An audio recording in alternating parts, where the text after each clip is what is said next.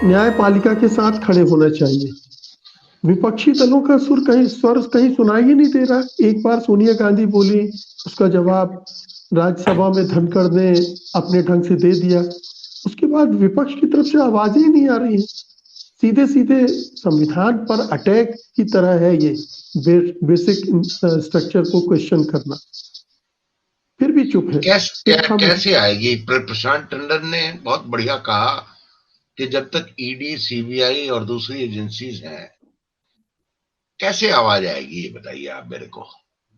और मुझे तो आदरणीय माननीय सुप्रीम कोर्ट के सारे न्यायाधीश आदर सहित मैं कहना चाहता हूं, कहीं ना कहीं कुछ गड़बड़ है।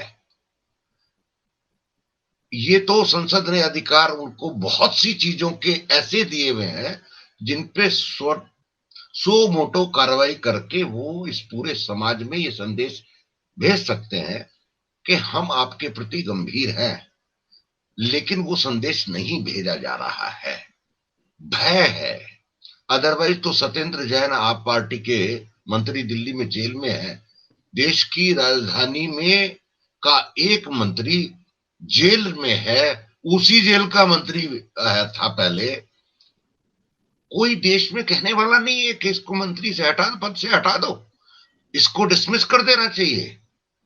140 करोड़ के देश की राजधानी का मंत्री जेल में, तो ये काम तो स्वतः वो आदरणीय माननीय न्यायाधीशों को करना चाहिए ना।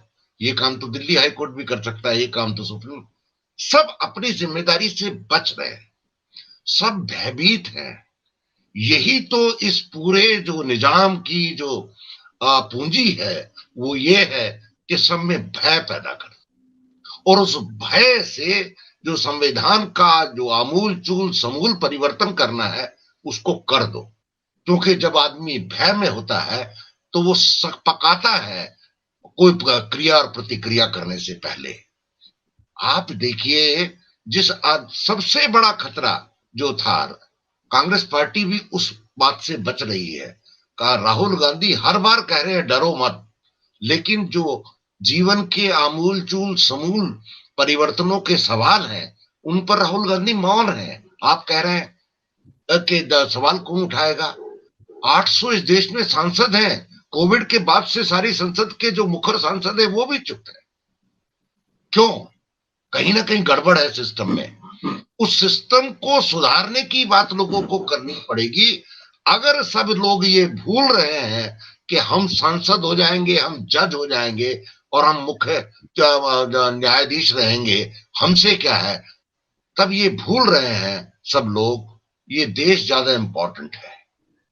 आरएसएस भी आएगा जाएगा, नरेंद्र मोदी भी आएंगे जाएंगे। सवाल ये है कि जो पूरी दुनिया की शक्तियां इस देश को इस साल हम 2023 में चीन से जनसंख्या में बड़े हो जाएंगे। हम इस पूरी दुनिया का सबसे युवा देश होंगे। हम करना क्या चाहते हैं? और हमारे सामने बड़ी चुनौती है। हमारे सामने यही चुनौती है जो आपके सवाल का जवाब मैं दे रहा हूं। अगर सब कुछ करना ही है तो आप कहिए ना डंके की चोट से, आप इशारे से लोहा खटखटाने की सुनार की तरह से खटखट क्या करते हैं, कहिए ना। तब उसके बाद जनता की प्रतिक्रिया देखिए। लेकिन जनता को भी समझना पड़ेगा आपके माध्यम से, जो भी लोग सुन रहे हैं, कि अगर किसी परिवर्तन की आहट से आप डरे हुए हैं तो डरिए मत, निकलिए, क्योंकि जनता तो सब चीजों को बदल